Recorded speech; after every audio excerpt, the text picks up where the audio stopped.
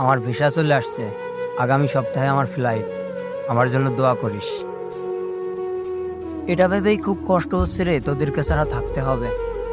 মন খারাপ করিস না ভাই। এটা তো আমার আম্মুকেই বোঝাতে পারছি না। আম্মু তো শুধু কান্না করতেছে, কেউ বোঝাইতে পারতেছে না। বন্ধুরে, ইমোশন এমনই হয়। যে আম্মু 1 মিনিট না দেখলে পাগলের মতো খুঁজতো, একটা সময় দেখ যে এতগুলা বছর তার সন্তানকে ছাড়া থাকতে হবে, এমনকি তার মুখটাও দেখতে পারবে না। তাহলে একটু ইমোশন তো হবেই, একটু মন খারাপ তো হবেই, তাই না? আমি কি করব? দেশে থেকে তো কিছু করতে পারতেছি না, এটা ছাড়া তো আরো কোনো উপায় নাই। আর এই সমাজে তো টাকা ছাড়া মানুষের মূল্য নাই। দোয়া করিস যেন প্রতিষ্ঠিত হয়ে দেশে ফিরতে পারি, আবারও যেন একসাথে বসে আড্ডা দিতে পারি।